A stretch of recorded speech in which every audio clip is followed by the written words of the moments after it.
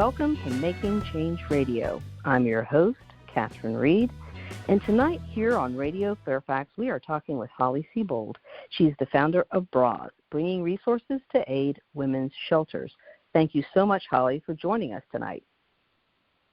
Thank you so much, Catherine, for having me.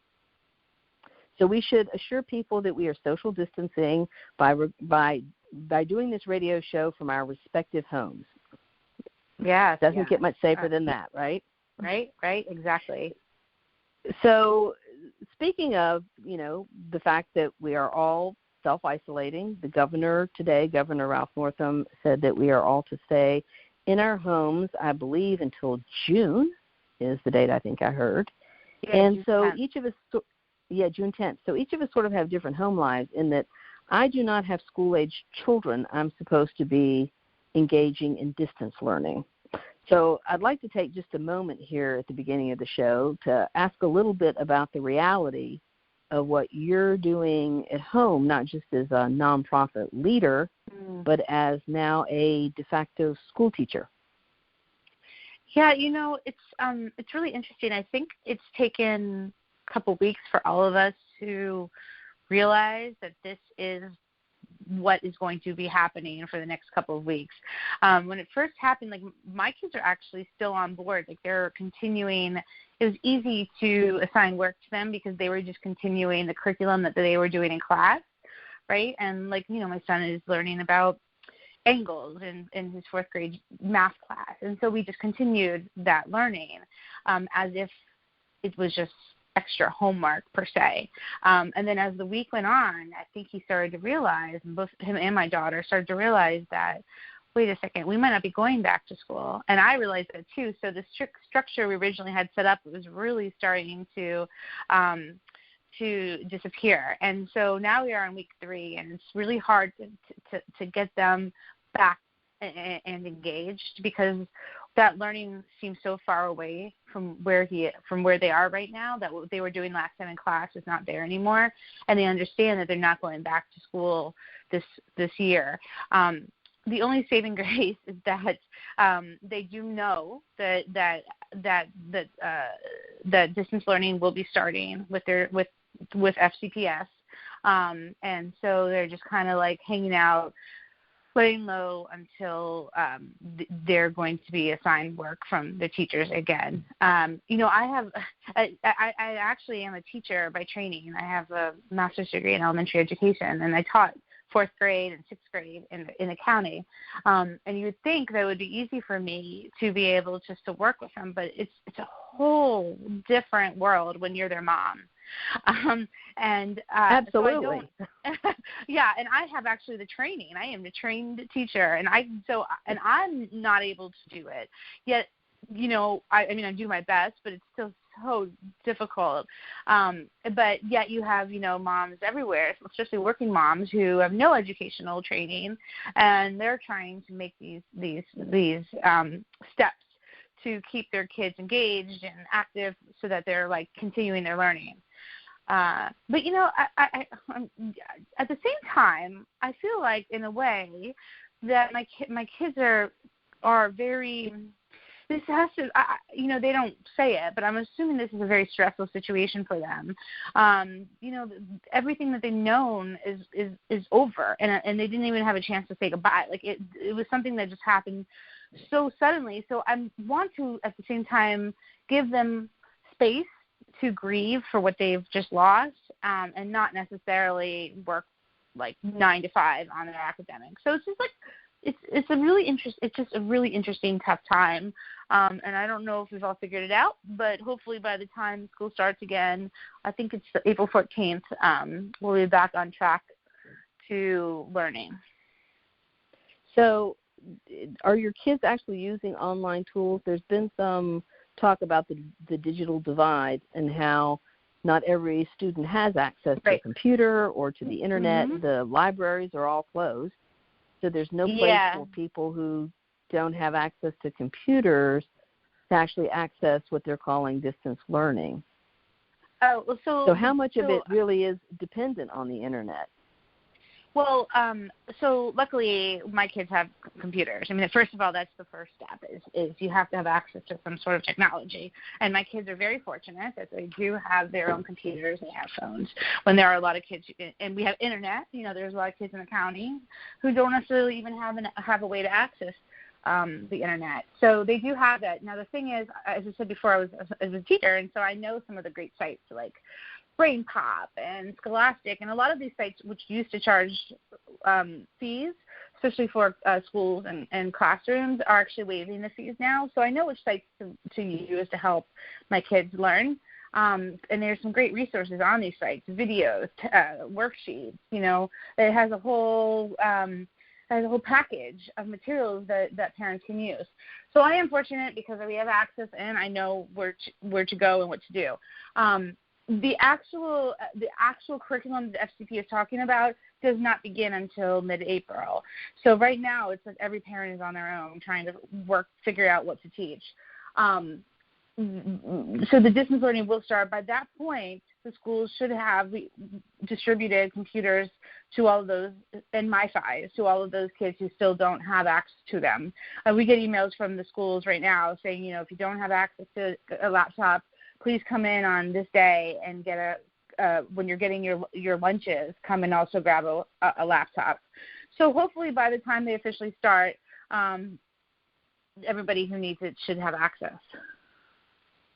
And that sort of upended, I would imagine, the school budgets, because I don't believe that it was in the current budget to spend money on Chromebooks for 11,000 students who need them. Well, what Fairfax is interesting, because Fairfax is actually, I think they're just distributing the laptops that they have, like in their tech labs. They're not necessarily going out and purchasing laptops for people.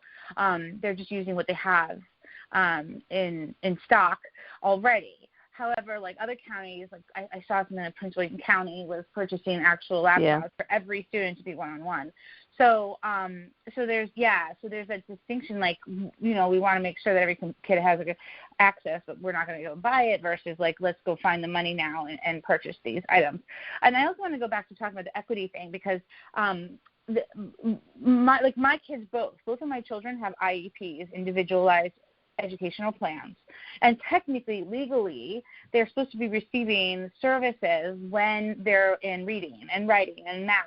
And so part of the issue of doing distance learning is, how do we reach the kids who have IEPs, specialized learning plans, or learning disabilities? How do we reach all of those kids and make sure that they are actually being taught with adaptations? Because technically, they're not. Fairfax County is not being compliant if they're giving the work and expecting to have the work sent back to them, but they're not getting their accommodations. And that's a problem too, because even if you had access to support staff, because of social distancing, it would be impossible. Like, there's just no way to really make it work realistically. And to make it fair, to be honest with you, I mean, like, let's say we can't. Like, you have a parent who is at home 24 hours a day, mom working, dad working with the kids, right? And then you have parents who are working right now. They're working in restaurants, in the medical field, and they are not home with the kids. And so having a different support system at home also makes the situation equitable, because when the kids are at school, they're all in the classroom. And what happens in the classroom, they have the accommodations, they have the resource teachers, but at home, that cannot be controlled. And so how can we grade based on what they're turning in from home when all of us come from when all the students are coming from different situations? That is an amazing reality check for those of us who, like I said, don't have students in school. For those of you who are just joining us, this is Making Change Radio. I'm your host, Catherine Reed, and tonight we're talking with Holly Seibold. She is the founder of BRAWS, bringing resources to aid women's shelters. She's also the mom of 2 school-aged children who's now dealing with the effects of the coronavirus, not just on how she's running her nonprofit, but also in how she is trying to maintain instruction in her home. So let's pivot just a little bit and talk about the work that you have been doing in schools and the fact that a lot of the products that you have distributed, especially in the last 2 years, has been through the school system to reach the girls who need menstrual hygiene supplies. What are your immediate challenges in trying to get products to the girls who need them? I mean, straightforward, the biggest challenge is getting the products because, there's the health department has put restrictions on what can be transferred because, for example, the packages of pads or tampons that we distribute to school could be carrying could be contaminated with coronavirus.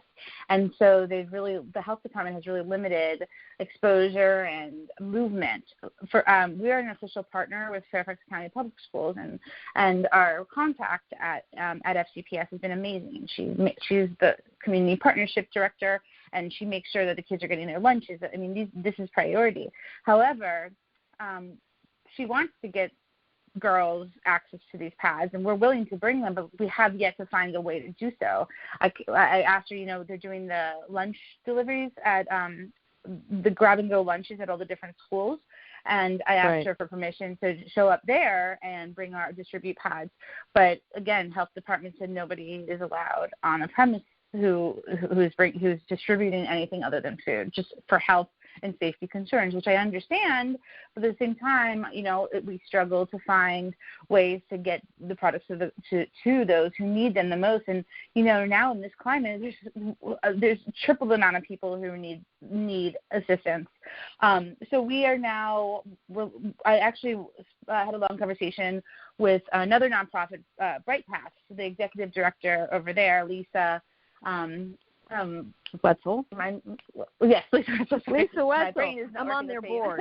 So good. I'm on their board. So I know so many Lisa. So I'm waiting to hear what this conversation produced. Oh yeah, I mean, and so there are certain organizations that are helping with the distribution of products, and that's why Bright Path is one of them, and because we can't rely on some of the other shelters that we typically deliver to, like Shelter House, for example. Again, also, just like the school system is not accepting in-kind donations because they do not want to, continue spreading the virus. Yeah. So, for example, we were able to get products to Bright Path, and I asked her, I had a long conversation with her, how I can get more products out to those who need them the most. And so she had some great suggestions, and that was to rely on some of the other nonprofits that are still working directly with the community, doing like drive-through distributions. Like we just started giving products to Women Giving Back, which is based in Sterling. Oh, yes.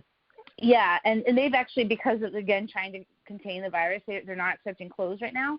So they converted their warehouse to a drive-through food pantry. And so they've been doing it every Saturday morning. So last Saturday we brought the menstrual supplies over to Women Giving Back. And they also, one of the local diaper banks brought their diapers there as well, and they were able to distribute along with the food, the diapers and the menstrual supplies. And so that's how we're able to get out to those people. Again, we gave it to Bright Path. We also gave products down to Lorden Community Action Center. So we're covering South County by distributing it to them because they are actually client-facing still. And when I say client-facing, people are not necessarily living at this nonprofit. Instead, they come, they get their services, and they leave. So they're able to keep the social distancing, and they're able to navigate the virus at the same time. And so we're able to give to them. Western Fairfax Christian Ministries out in Centerville, Chantilly, we delivered to them. So we covered that part of the area. City of Alexandria schools, it's a smaller, because it's smaller than Fairfax, they're able to contain the situation a little better as far as making sure everybody gets what they need. And so we had a coordinator come and pick up products today who's going to go distribute it to those in need in the 5 different high schools in the city of Alexandria. So we've been able to improvise and find ways to get it to the people who need them the most. But the demand is incredible. And I think I heard the governor say today that the food pantries are distributing 20 to 50% 40 to 50% more products than they were just last week alone. So the need is incredibly high. One more thing I should say is we were able to also there's so many amazing people in the community doing more of these organic grassroots programs to help those in need. For example, the nonprofits I just mentioned are definitely, they're more established, and they're reaching people who are typically already in impoverished situations or homeless.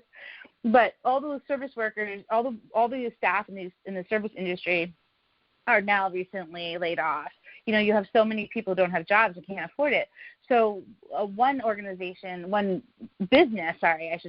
small business in Vienna, Purple Onion Catering, had to lay off their employees.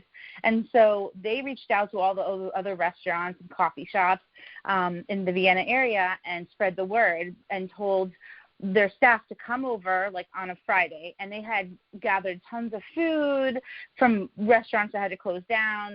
And we were also able to help, and we provided the pads and tampons to the women and girls who are part of the families that were laid off. So there's also these small businesses, community-based organizations that are also rallying to help in addition to the established nonprofits. Well, that sounds like amazing improvisation, because people are really thinking very creatively. Right. They say that necessity is the mother of invention, and so it seems like people are trying to figure out the way to maintain the social distancing, trying to distribute things in a no contact way. Restaurants are really being very creative about creating drive-throughs where they didn't have them before. Partnering with food delivery services. I mean, so I think as time goes on, there'll probably be more opportunities for you to collaborate. And you make a good point that it's not about just collaborating with larger, more established nonprofits, but just community organizations or even small businesses or faith communities or whatever who have the conduit or who have a system for getting needed items, necessary items to the people who need them. Yes, exactly. Because, you have some people who may not want to access products at a food pantry because of the stigma. Right. Which is unfortunate, but, they need to take advantage of this during this time because, they have bills to pay, mortgages still, car leases. So I think it's wonderful that the businesses within their own industry are helping them out, because then, it's more accessible. They're more likely to take assistance than if they were asked to go to the shelters. So I'm really happy that they're doing that, and I'm happy that we're able to help. I am too, and I'm glad to see especially the food service industry, come together to try to figure out as an industry what to do for their employees, as well as to try to keep their businesses afloat by serving the public. And I know that, a lot of us, especially in the Northern Virginia area, are accustomed to eating out quite a bit. Bars and restaurants thrive here because we have a population of people who dine out. And suddenly we're all at home. Yeah, we're all at home. And I mean, well, that's an interesting perspective, because I actually forgot to mention the fact that now I'm also cooking every single night. It's part of this new life that I'm living. Right, I know. So am I. And so I think that's something else to point out to people, is that the more creative we are in how we deal with these hurdles and challenges, the more everybody wins in the long run. And so when we come back from our break, I want to talk a little bit more too about, the challenges of trying to stay afloat as a nonprofit. You deal with products specifically, but you also have to raise funds. You've got staff. You've got to come up with ways of serving the public that you've always served, plus a ton more people. So please join us after the break. You're listening to Making Change Radio here on Radio Fairfax. This is Radio Fairfax, a public access cable and internet station provided by Fairfax Public Access, a 501c3 organization in Fairfax County, Virginia. Al Cooper, Brooks Williams, Al Stewart, Cheryl Wheeler, Barlow Guthrie. Contemporary singer-songwriter folk artists side by side with long-standing esoteric rock performers. That's what Eclectic Hours is. It's music for baby boomers, music where you gotta listen to the words. Eclectic Hours, Sunday mornings from 10 a.m. to noon. James Taylor, Kate Campbell, Joe Cocker, Livingston Taylor, Lucy. Free for Me, bringing you musical gems rarely heard on the radio. Hear the White Stripes, St. Vincent, and the Hot Melts. Free for Me, Tuesday at 5 on Radio Fairfax. Let's go down into the subway station where you hear the strangest things. Every Saturday at 4 o'clock on Night Train Memories, Sounds of the Cities.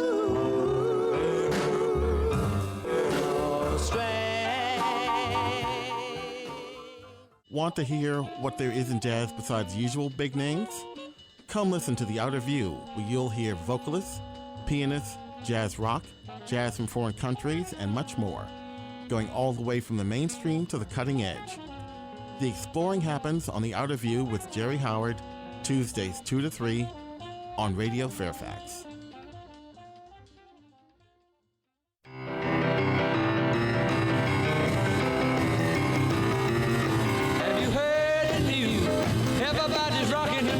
Tired of the same old oldies stations playing the same tracks over and over again?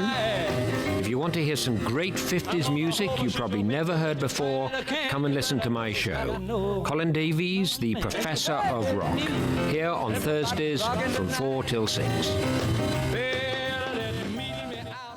The radio programs aired by FPA reflect the viewpoints of individual producers and do not necessarily represent those of the station, its staff, or supporters.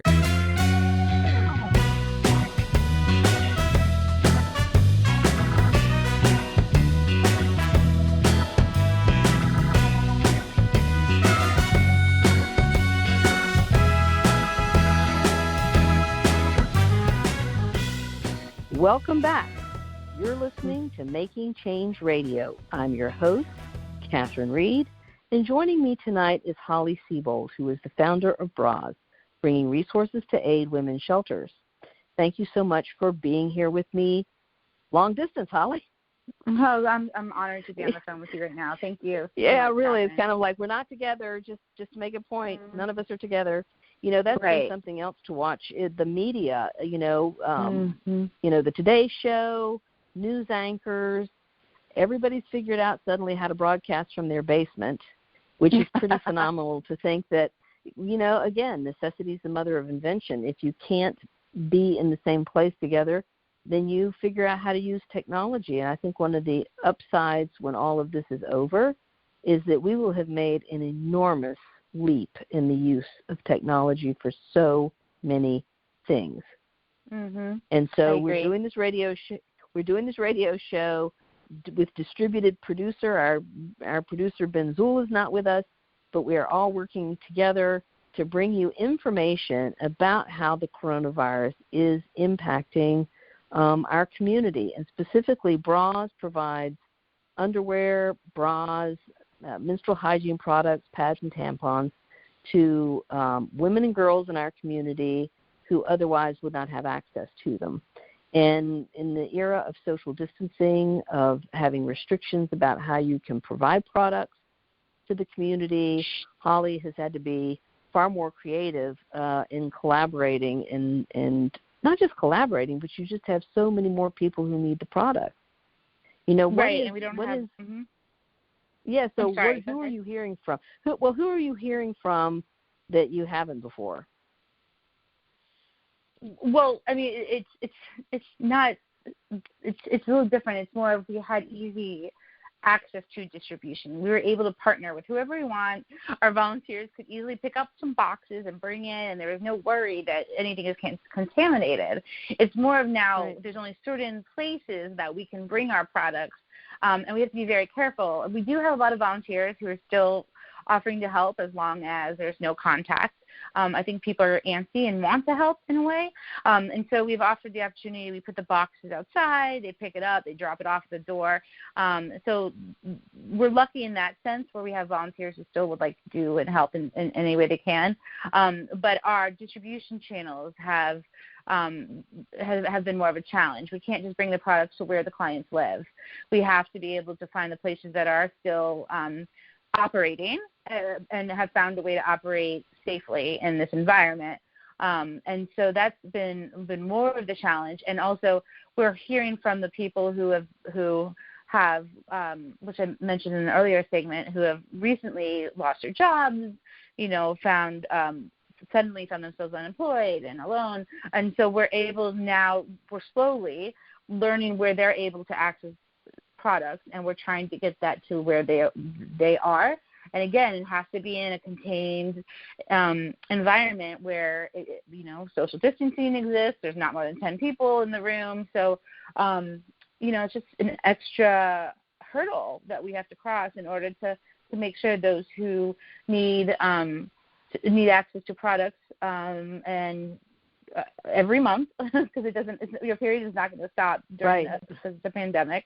So every month we're going to have to make sure we get those products to those who need it. So I know that you have an enormous number of incredibly dedicated volunteers. Your organization for many years was an all-volunteer organization. And I know that you regularly did volunteer orientations for people who are interested in being volunteers. Is that something you've suspended? Have you moved it online? How can people engage with your organization? Okay, so great question. Unfortunately, many of our volunteers were provided one-on-one services inside of the shelters and various locations where they came, helped women and girls find bras and underwear and whatnot. We had to suspend those services. We are not able to provide any meaningful personal exchange anymore. And so we suspended our orientations because that was really a large bulk of those volunteers. We wanted to make sure they were trained to work with a population in crisis. Right now, the volunteers we have are not working with those, they're not working directly with clients. They're just picking up the box and dropping it off, and we'll have essentially doing like a delivery service, a curbside delivery service. And so right now, if volunteers want to help, they just have to email us, and we have a listserv of all the places that we're driving to because, again, we don't even have our normal established partnerships set up. We're just going wherever we can and serving all those we can. So it becomes like a really quick thing. Like we'll hear from an organization, like I just heard from Centerville Immigration Reform Center, and they needed products. So we're going to send an email out and say, if anyone can drive these products, here's a day to come pick them up, and here's the instructions on how to drop off. So if anybody's interested in helping in that way, then that's great because we need that. We really need help with funding at this point. So I'm glad you asked that question, Catherine. Well, exactly, because it used to be that a lot of companies and other organizations and, chamber events, and so many people did product drives for you, product donation drives, collection drives. People would host a party or have a holiday gathering, and they'd ask people to bring products. That's kind of gone away because no one can have an event. It's a real loss for us because we serve about 6,000 women and girls a month currently, and so being able to reach that many people, doubling that amount of people actually who will slowly start to want access to products in the community that didn't know existed, and soon they'll find out. And so we're going to, as time goes on, we're going to be serving more and more and more people.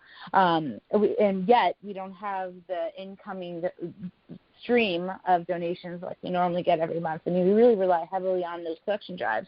We have so many people bringing products and donations, and we use about half of them are just in-kind donations. We don't actually have to use funding for products because of the kindness and generosity of our community. Now, without that, we're really strapped, and we're using what we have in inventory, but we've already, just in this month alone, given out pretty much everything we have already in inventory from earlier this year. So now we have to tap into our funding. And I have to say, though, we're very, very fortunate and very, very lucky that we had our annual fundraiser in February, about a week before it really the coronavirus really started taking effect in the United States.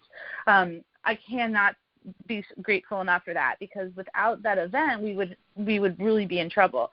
We were able to net about $100,000 at that event, and that money will be able to sustain us for a couple months, making sure that we're able to get products out to those who are in need.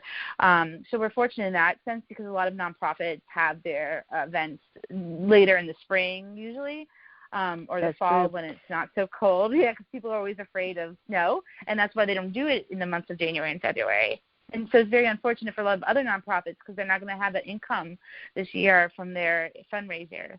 But we were lucky that we were able to have it in time, and so we do have that money to work with. However, I have to say we had some grants that were not awarded yet, and we were waiting to hear from, that had been written and submitted and close to being received, and those were pulled from us. We got an email just the other day from a funder who gives to us every year quite a significant amount of money, that they're taking their money and they're redistributing it to those who have frontline services. And we were not considered frontline, even though I consider us frontline, but they were giving it to some food and health services that were really working directly with those most affected by COVID. So that was heartbreaking to lose that money. It was tens of thousands of dollars. And so, that makes you start to wonder, is this how it's going to be? Are all the foundations going to redistribute their money now to other places? I mean, again, we're lucky in the sense that we still are dealing with those who are in crisis, but you're talking about nonprofits like arts nonprofits and sports nonprofits. Those are the ones I think are going to really suffer, and I feel really badly for them, because they do have a place, and they have an amazing, they add amazing value to our community. But at this point right now, I can't imagine, and then you saw it in the news, I mean, the NSO was already, their funding was already cut. They're not even paying their musicians. So I'm scared for our future, because these nonprofits in our area do such great work, and funding is going to be very hard to come by. It is, and I will mention that people can find more information on your website, www.braws.org. They can follow you on Twitter at BRAWS.org. They can find you on Facebook at BRAWS.org, BRAWS.org. You, in lieu of, your product drives, you do have an ongoing Amazon wish list. And I know when you had the tampon tree, when Ben Tribbett and Adam Parkominko hosted the tampon tree, a lot of people donated from all over the country simply by using the Amazon wish list and having those products delivered to their offices. So is that something that is still going to be an ongoing source for you? We would love that, but here's the thing. Just like toilet paper, people seem to be stocking up on menstrual supplies, and they're all out of stock on Amazon at this point. So I actually had to go. Luckily we have a relationship with a distributor, and so I contacted the distributor to see if we could purchase bulk and a couple of pallets worth of products. They're not the quality that we typically order from Amazon. The girl's like a specific brand, whatever, but we're just happy to have access to anything. So we're going to go purchase a couple of pallets, and we'll have that in stock. But yes, that's another revenue stream that is gone, another channel for us that's gone, because people are stocking up on products that they're going to need for the next couple of months, and pads are one of those things. Yeah, so I found the same thing with the, with trying to order things on Amazon too, is that there are certain products that are just out. So for those of you who are just joining us, you're listening to Making Change Radio here on Radio Fairfax. I'm your host, Catherine Reed, and joining me tonight is Holly Seibold. She is the founder of BRAWS. And BRAWS actually distributes menstrual hygiene products, bras and underwear, to a variety of organizations and people, women and girls, around the county, around Northern Virginia, who need these products and don't have access to them. So talking about, funding, what foundations are doing with their money, there is legislation that has been passed, and I think a lot of nonprofits are not certain about whether provisions that have been made for small businesses will also provide some money for nonprofits. I know that Congressman Don Beyer is going to address that and help nonprofits to understand what provisions are in this newly passed legislation. And there's also in the Commonwealth of Virginia a veto session coming up in April where our legislators will go back. And the possibility exists there, too, that they will move to amend the budget simply because the revenues that were projected in order to support a lot of the legislation that was passed this year may not be there. Countywide, here in Fairfax County, I believe the budget has not been passed yet. So, again, a lot of adjustments are going to have to be made to figure out what actually can be funded in the budget based on the fact that our economy has basically imploded. Right. So neither one of us are experts on this, Holly. No. But I know that you have got to be very concerned about the initiatives that you helped to support in Richmond this year and whether or not they could either be pushed back or, pushed back indefinitely, pushed back another year. What have you heard, or have you heard anything from legislators on this? So I have not actually spoken with any legislators, state legislators, yet about what's happening. And even if I did, I would guess that they at this time don't know what's going to happen, because every day is just a change. The situation changes so quickly. But we did have legislation passed that would require school districts to provide menstrual supplies in school bathrooms that serve children grades 5th to 12th. Now, given the situation where their budgets are going to be strapped because they have to purchase laptops unexpectedly or MiFi networks unexpectedly or other materials to support distance learning, they might not have the funding to do that. And during the veto session, the programs that the legislation that has been passed that supports programs that provide extra costs for school districts may end up being vetoed. I mean, we really don't know what's going to happen. And maybe by when is the veto session, the end of April, maybe the situation, I can hope and pray that it's better, but I don't know. I doubt that will happen by then. But the good news is on the national level, the CARES Act was passed, and there's actually a provision in the CARES Act that says individuals can use HSA funds to purchase pads and tampons, and this is the first time any federal legislation has allowed HSAs to do that. So they can use those funds, not from tax-free. So that's actually was a really big deal in the menstrual advocacy network. Because now it's just another way of people being able to afford products at a time of crisis. And the other thing about the CARES Act is this is not just for organizations that do similar work to ours, but there's a way to apply for nonprofits to apply for relief funds so that they don't necessarily collapse during this time of crisis. I don't know the intricacies of it, and I'm waiting to learn more from Congressman Beyer and from other experts.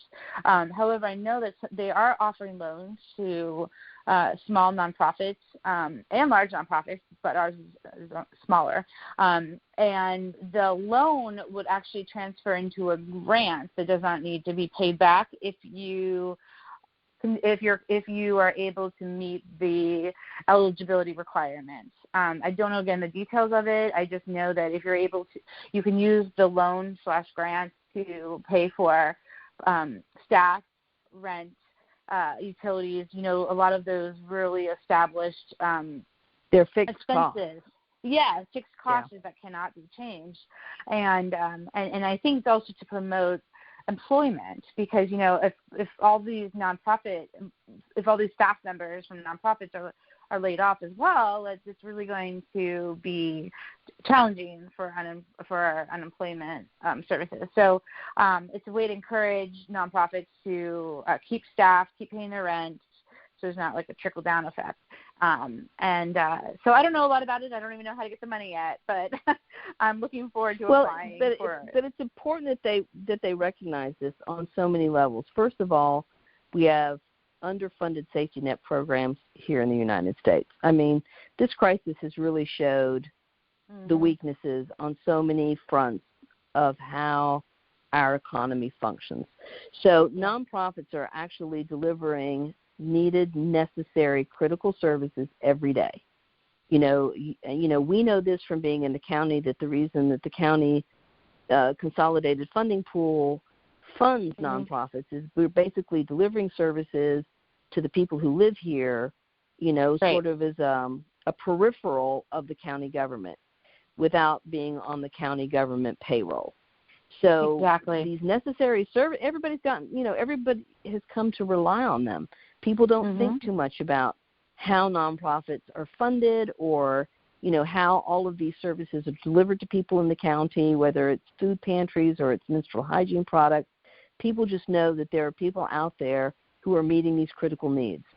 But when you have a calamity like this and nonprofits can't keep their doors open and cannot keep their staff on the payroll, then not only are we creating greater unemployment, but now those services that people relied on aren't being delivered by anyone.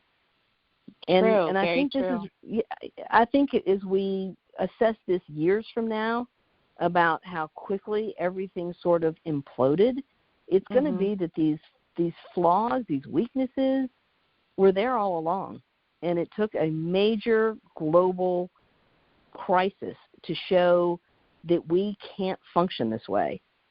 So many people are suffering, and we're only in week 3 of this that could go on for months. Yeah, you have some great points, because that it is just it's just this domino effect, because these nonprofits rely on funding, and that's where the issue really remains, is that we're relying so much on the funding, yet what you were just saying, it really exposes the fact that maybe we shouldn't rely so heavily on the contributions of generous folks, and that we need to have some sort of established system that these nonprofits don't collapse when something like this happens and people aren't able to donate anymore, or funding has to go to different areas. And I'm glad you brought up the Fairfax County CCFP, the Consolidated Community Funding Pool, because that's, again, another unknown for us. A lot of nonprofits in Fairfax County rely so heavily on that funding, and that's supposed to be awarded in June, and nobody knows what's going to happen. Changed. Right, and everything has changed, because the projected revenues upon which these funds were based, suddenly everything has changed. And there's just so many unknowns. I don't even know how you budget in a time like this, especially because the CCFP funding is for 2-year grants. And Virginia's budget is a biennium budget. It's for 2 years. And people are counting on that so money. Much. People are counting on the money. But the thing is, people need to understand, as you said, people look at things like arts nonprofits or sports nonprofits. There are a lot of nonprofits that think, well, people can live without the symphony. Our life is diminished, but we can live without the symphony. But some other nonprofits, like your nonprofit, Bright Paths is another one, that deliver critical services, like at the bottom of Maslow's pyramid. It's housing, it's food, it's safety. Things like transportation and housing are non-negotiables. Food is, medical care. Medical care is not a negotiable thing that you can kind of do without. this network of nonprofits, especially here in the Washington metropolitan area, the nonprofit industrial complex is an enormous employer, which I don't think people are necessarily sitting around thinking about how many aggregate employees, are on the payroll of nonprofits who depend on individual donors and government funding and foundations to pay their people. Right. And without that money, what do we do? There's no foundation line underneath it. There's nothing else to pull from. We rely on government grants, foundations, and individual donors. And now, but I am hopeful that this grant that's part of the CARES Act will fill in that need gap in the meantime. I'm hopeful too, because the need is just increased tenfold over the number of people that everybody was serving prior to the coronavirus. And so, and for you particularly, just trying to get the products in, trying to get the products out, and to meet the requirements of this no contact, social distancing. I think I can understand why the school system has the policy they do about, the possible contamination of these packaged products. I get that, but still, distributing them through the pickup lunches. I know that school buses are actually driving routes to deliver school lunches to where the students are. It would be such a boon to your organization to come up with a better way of getting these products to the people who need them. And it may get all worked out. I think we weren't prepared. I mean, it's really exposed the fact that we were not prepared, and so everything just came so quickly. And obviously, it was getting back in that period of needs. Like, we got to make sure that the kids are fed before anything. And now we're thinking secondary. Okay, the kids are fed. What about their health? What about their safety? What about their, sleep? What about their education? Like, that's all coming now. But we should have started this months ago, but unfortunately, we didn't have the leadership at the national level to really put this into place until after the fact. We're really being very reactive right now versus proactive, and so I have faith that we will hopefully get this all worked out and everybody's needs will be met, and while we're remaining distant from each other. Yeah, I mean, and I just see the situation is getting more dire as time goes on, and the fact that, your creativity is going to be taxed about how to keep your organization going. Yeah. And again, I encourage people to go to your website, to follow you on Twitter and Facebook for updates as you learn, as you find out what provisions have been made, as you find out what new avenues for distribution or what new rules may have evolved about distribution. There's an opportunity there for volunteers to figure out how best to keep this flow of products and distribution going here in the Washington area. Yep, and we would be very grateful for that. I know, and I guess school really is not going to be back in session until the fall. Yep, that's what it sounds like, unfortunately. Now you've got dispensers that you maintain in schools actually around the Commonwealth of Virginia, and there was also legislation passed this year that basically, and it was a great concept to put these products into the restrooms of Virginia's public schools. Do you see that as still being on track? Do you think that there's a possibility that may be in jeopardy? I mean, the issue was that even if it had come from the state, I'm not sure if there would be funding available. But the issue is that the money is it comes from localities. Each individual, the school districts, and there's 134 school districts in the Commonwealth of Virginia. For anybody who's counting, there's 134. And they're all Yeah, I mean, some of them are in very rural parts of Virginia, and if this was passed with the idea that the localities would come up with funding, it seems to me that could be a particularly high hurdle to get across for the next school year. I don't know what the reality is on that. Right, but as I said earlier, periods are not going to stop. It's something that we're going to have to continue to address. Those in poverty are going to need assistance to help getting underwear, bras, so that they can participate in sports and PE. And so this weather, we will weather through, and we'll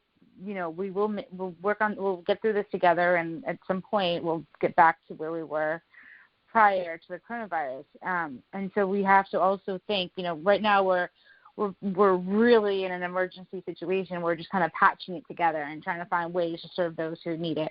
But afterwards, we still want to exist, and we still want to be able to fulfill that need. So what becomes a priority then? Does it, again, go back to, making sure the bathrooms have the supplies? Is it making sure that we're working inside the shelters? And so we're just going to have to take it one day at a time and figure out and prioritize when the time comes.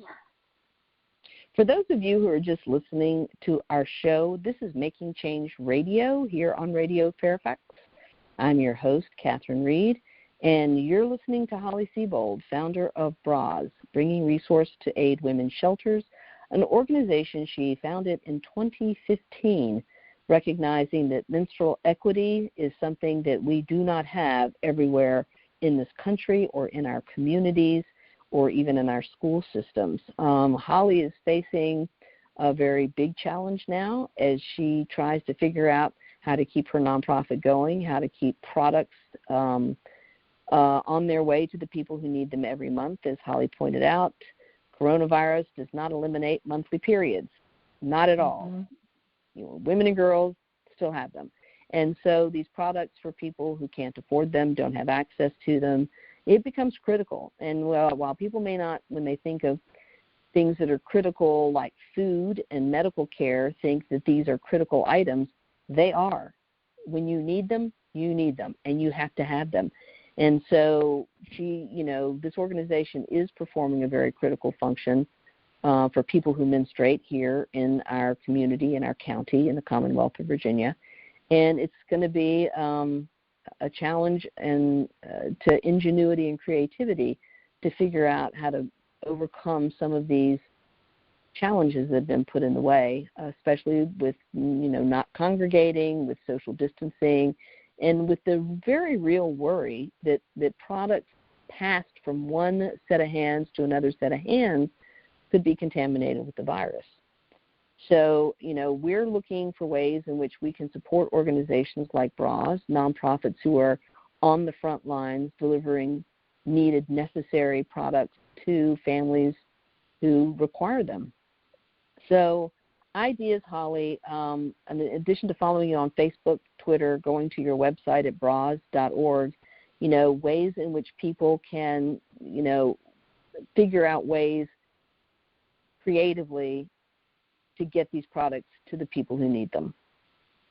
Yeah, a lot of people are at home looking for something to do.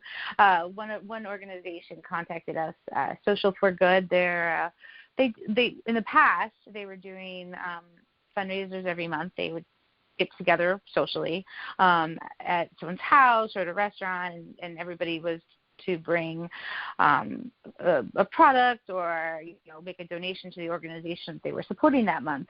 And so now they're not able to do their mission, which is again bring people together for good. And so they've been doing an online fundraiser for us instead. So they're doing good. You have to subtract the social part at this point. So one of the things that I think I mentioned earlier that we're struggling to get products from Amazon and other retail businesses that ship. And so that's something they really wanted to do. They wanted to buy products and distribute kind of like an online collection drive. And I said, well, it's a little challenging right now because, access to the products are difficult. Plus, actually, in truth, you're spending more money when you're purchasing these products from Amazon and Walmart and whatnot, because you're paying retail prices and tax and whatnot. So I said, what we're doing at this point is we're going to start purchasing pallets, bulk. We're purchasing bulk. You know, those, when you purchase a pallet, it lowers the price. And so they made a goal. This group made a goal that they're going to purchase. They wanted to do a half a pallet. They're going to purchase a half of a pallet for BRAWS, and that was their campaign, like purchase a pallet. And so everybody contributed, like I think they asked for $30 a person, which is probably what they would have spent if they had bought a bra or underwear or pads. Right. And so they've been contributing it for the last couple of days, and I could see it's from this group because when the donation comes in, there's a memo, and they write down, you know, on behalf of Social for Good. And then I give the totals to the persons coordinating it, and they're sharing that with their membership organization. And so it's a way for them to, still to do good, and they're, you know, they have a goal. And so it's a lot of the same expectations that the group demand during the year, but they're just doing it all online, and they're committed to, you know, purchasing a single pallet versus everybody just sending items. And so I think it's kind of fun, and it's a way for people to really feel good at this time and feel like they're making an impact collectively versus individually. And they have raised enough money already for half of a pallet, but there's still more money is still coming in. So at this point, I think they might actually reach a pallet if they continue to be so generous. So people can do online activities like that where they're you know, collectively they're able to do so much more than individually. Plus, it kind of is a social activity, even though you're doing it from your house. You're still connected to other people for the greater good. I have been amazed at how creative people have been.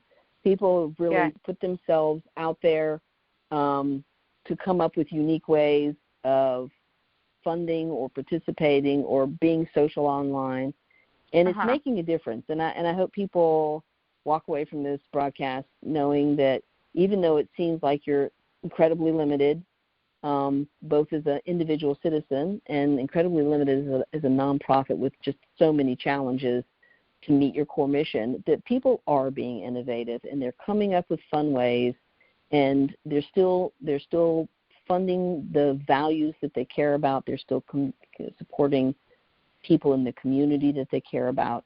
And so as we all kind of hunker down during this coronavirus and stay at home, #stay home, exactly. There are ways that people can support BRAWS and the other nonprofits in our community.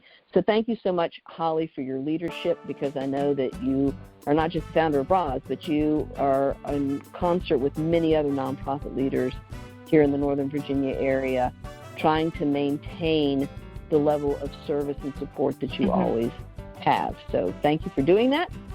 And everyone can join us next Thursday here on Making Change Radio on Radio Fairfax at 9 p.m.